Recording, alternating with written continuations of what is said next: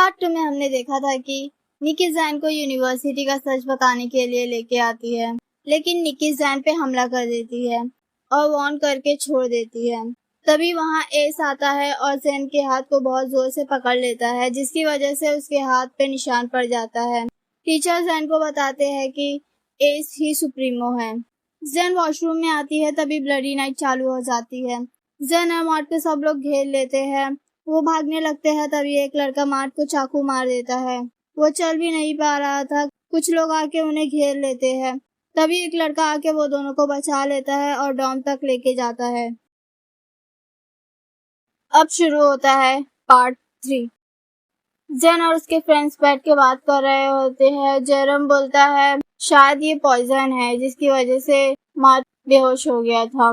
तभी उसके फ्रेंड्स बोलने लगते हैं कि तुम दोनों को अब बच के रहना चाहिए, उन लोगों से दूर रहना चाहिए। जैन बोलती है ठीक है। मार्ट और जैन बैठकर नाश्ता कर रहे थे। तभी मार्ट जैन से कहने लगता है तुम्हें याद है कल रात वो मार्क्स वाला लड़का, जिसकी आवाज सुनते ही सारे स्टूडेंट वहां से भागने लगे थे। उनकी आंखों में डर था, उनके पैर कांप रहे थे।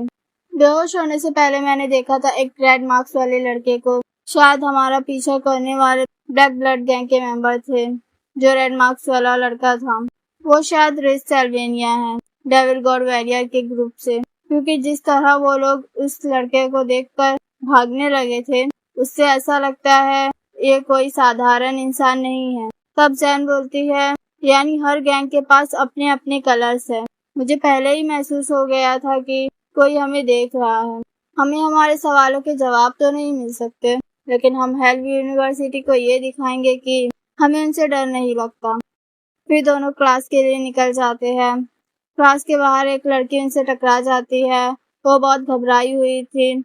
जैन और मार्ट उससे पूछने लगते हैं क्या हुआ तुम्हें, लेकिन वो लड़की बिना कुछ बोले वहां से चली जाती है। वो क्लास में आते हैं। टीचर सबको एक्वेंटेंस पार्टी के बारे में बताते हैं। जैन और उसके फ्रेंड्स सोचने लगते हैं एक्वेंटेंस पार्टी ये क्या है। तभी एक लड़की जिसका नाम सेलिन था वो बोलती है टीचर मुझे नहीं लगता ये सही वक्त है सेलिब्रेट करने का। पिछले कुछ दिनों में जो डेथ हुई है। टीचर सेलिन की बात को काटते हुए कहते हैं मेरे हाथ में कुछ नहीं है। मैडम वॉयलेट ने अपना फैसला सुना दिया है और तैयारियां चालू हो चुकी है, जो फ्राइडे तक हो जाएगी। सेलिन अभी भी मना कर रही थी, लेकिन टीचर उसकी बात नहीं सुनते हैं और उसे चुप करा देते हैं। जैन मन में सोचने लगती है आखिर ये एक्वेंटेंस पार्टी है क्या और इसे क्यों सेलिब्रेट करते हैं। तुम लोग कुछ भी कर लो, लेकिन मैं और मेरे दोस्त तुमसे डरने वाले नहीं हैं। फिर इसके बाद वो लोग कैंटीन में होते हैं। जेरम मार्ट से पूछता है अब तुम ठीक हो, तुम्हें थोड़ा और आराम करना चाहिए। मार्ट बोलता है नहीं अब मैं बिल्कुल ठीक हूँ। वो और जैन मस्ती में बोलने लगते हैं हाँ बॉडी से सारा पॉइजन निकल गया है। वह सेना बोलती है तुम दोनों इतने रिलैक्स कैसे हो, तुम्हें तो कुछ करना चाहिए। जैन बोलती है अभी हमें कुछ पता नहीं है ना इस यूनिवर्सिटी के बारे में, और ना ही यहाँ क्या चल रहा है उसके बारे में, इसीलिए हम तब तक कुछ नहीं कर सकते जब तक हमें सब कुछ पता ना चल जाए। जो सेलिन है शायद वो उसे पता है, मैं उससे जाके बात करूंगी। जैन सेलिन से बात करने के लिए आती है। वो वहां से जाने लगती है। जैन उसे रोक कर कहती है मैं हर्ट नहीं करूंगी, सिर्फ तुमसे कुछ बात करनी है। सेलिन के साथ जो लड़की थी वो सेलिन को जैन से बात करने से मना कर रही थी, लेकिन सेलिन जैन से बात करने के लिए मान जाती है और जैन को अपने साथ लेके जाती है। निकी जैन और सेलिन को जाते हुए देख लेती है और उनके पीछे जाने लगती है। ट्रिटजी भी उन्हें देख लेती है। सेलिन जैन को एक जगह लेके जाती है और उसके हाथ में कुछ फाइल जैसा होता है। वो पहले जैन से पूछती है तुम तैयार हो अपनी जिंदगी को खतरे में डालने के लिए। तुम बहुत हिम्मत वाली हो। क्वेश्चन पूछना आसान है, लेकिन सच को हैंडल करना उतना ही मुश्किल। सेलिन बार बार इधर उधर देख रही थी कि कोई उन्हें देख तो नहीं रहा है। सेलिन जैन को बताती है कभी इस जगह का नाम फिलिपनी हाई यूनिवर्सिटी था। यहाँ सिर्फ अमीर और पावरफुल लोगों के बच्चे ही एडमिशन लेते थे, लेकिन सब कुछ बदल गया जब इस यूनिवर्सिटी कोई बाहर नहीं जा सकता था और ना ही कोई अंदर आ सकता था। एडमिनिस्ट्रेटर्स ने पूरी यूनिवर्सिटी को दुनिया से छुपा दिया, जैसे हम किसी हिडन पॉकेट यूनिवर्स में सील कर दिए गए हो। पेरेंट्स भी कुछ नहीं कर सके, अथॉरिटीज भी पावरलेस थी। मैं उन पहले स्टूडेंट में से थी। ये जगह दुनिया से लॉक कर दी गई। बाहर के ऑफिशियल्स और फोर्सेस उस स्टूडेंट को ढूंढ रहे हैं। उन्हें बस उस फॉर्मूले की तलाश है। यही है हेल यूनिवर्सिटी का असली सीक्रेट। इसीलिए यहाँ से किसी को भी जाने नहीं दिया जाता। उनका मानना है वो स्टूडेंट अभी भी यहीं कहीं है। वो कोई भी हो सकता है और जिस स्टूडेंट के पास वो फॉर्मूला है उसकी जान खतरे में है। मुझे लगता है बस वक्त की बात है। ऑफिशियल्स पता लगा ही लेंगे वो कौन है। लेकिन मुझे उससे भी ज्यादा डर इस बात का है कि अगर वो फॉर्मूला गलत हाथों में चला गया तो दुनिया बर्बाद हो सकती है।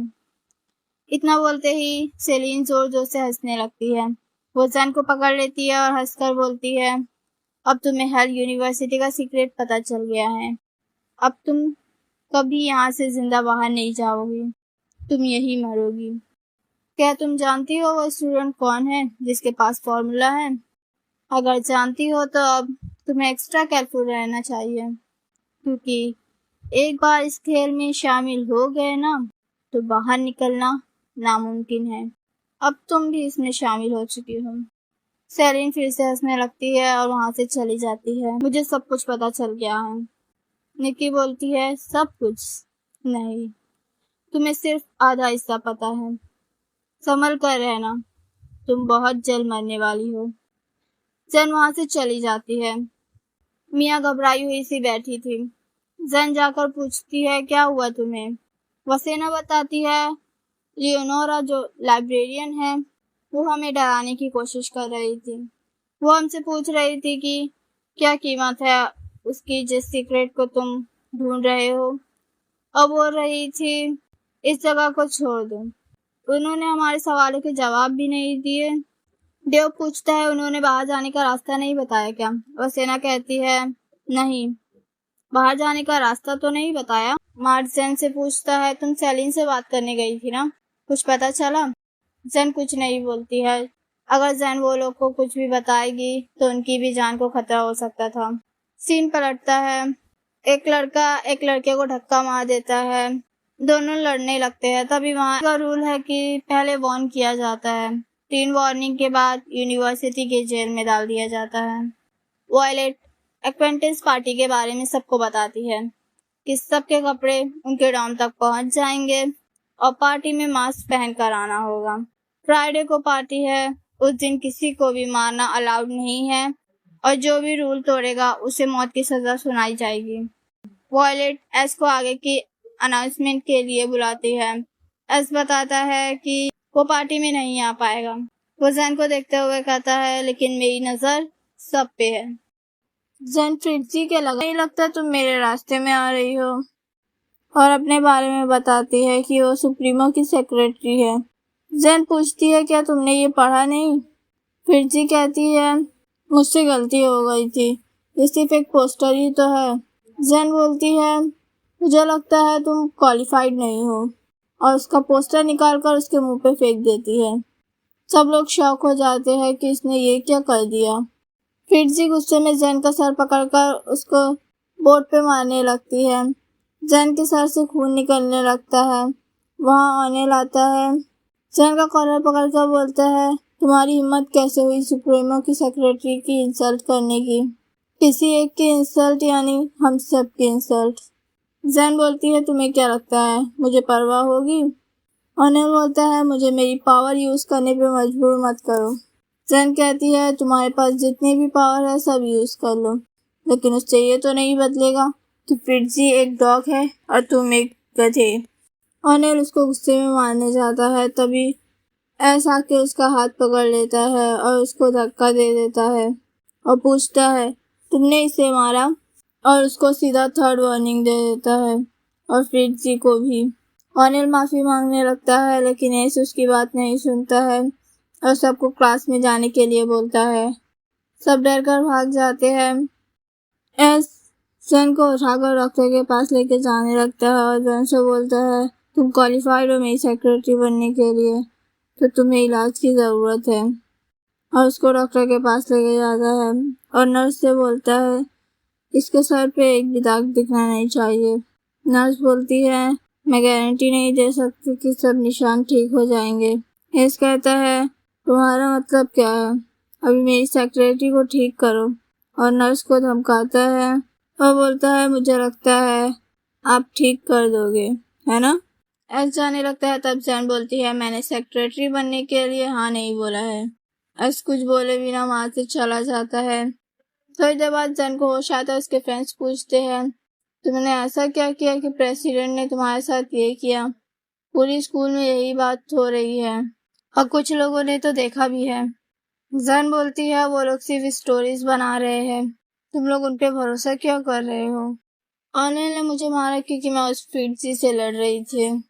थोड़ी देर बाद वहाँ ऑनिल आता है और अपने घुटनों पे बैठ जाता है और जैन से माफी मांगने लगता है।